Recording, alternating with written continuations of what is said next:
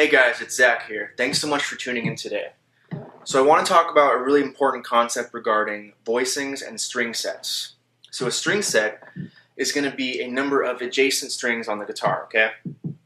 And since jazz theory and jazz playing is mostly involving seventh chords, that means we're going to have only a certain amount of string sets that we can use. And that's because a seventh chord consists of 4 individual notes, right? You've got the root, the third, the fifth, and the seventh.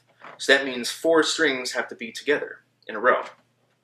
So on the guitar, that means we have 3 different string sets of 4 strings. And the first one is E, A, D, G. That's your first string set.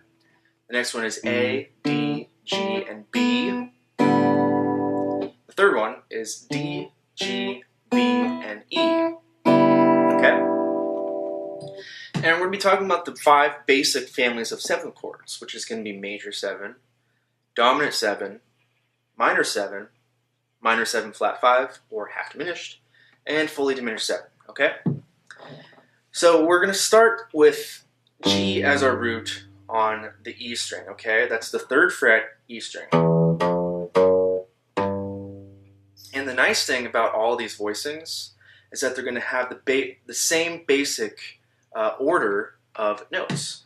What I mean by that, it's going to be with the root, then the 5th on the next string, the 7th on the next string, and the 3rd on the 4th and final string.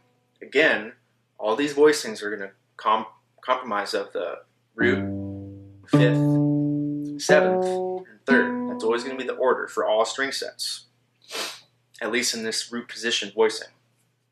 So if we have G major 7, it's going to sound like this. You have your G as the root, the D 5th, F sharp major 7, B is the major 3rd. Okay. Now from there, all we need to do is change each note according to the family. So the next family is going to be dominant 7, because all you have to do is change the 7th from major 7 to dominant 7. That's F sharp to F natural. It's going to sound like this. You hear the one note change? You do have to adjust the actual voicing with your fingers, but only one note is moving. And so those notes are going to be, again, G, D, F natural, B. And from there we go to the next family, minor 7. And all we need to do there is move one note. We're going to go from B natural to B flat, the major 3rd to the minor 3rd. That's going to sound like this, from dominant 7 to minor 7.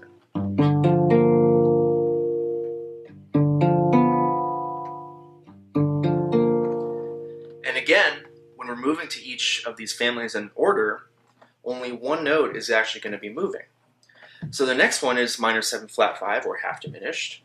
And as the name kind of implies, you're going to be changing the 5th from a D natural to a D flat. Okay? So for minor 7, it sounds like this. To minor 7 flat 5. Again.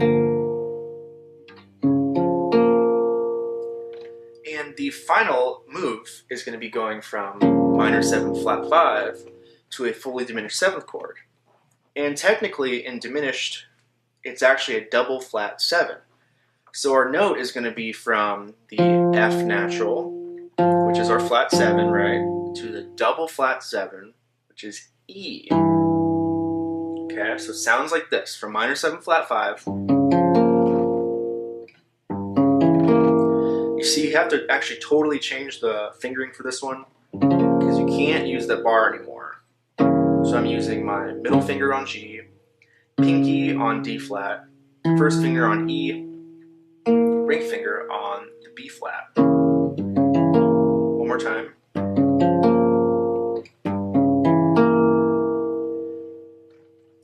Let's go through all the families one more time. G major 7, G dominant 7, G minor 7, G minor 7 flat 5, G fully diminished 7.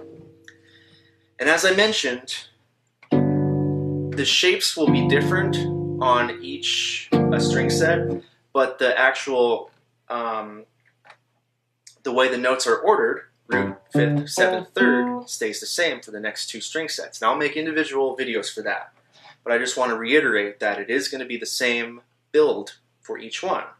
So root, 5th, 7th, and 3rd. Okay? Stick around for the next 2 videos. Thank you guys.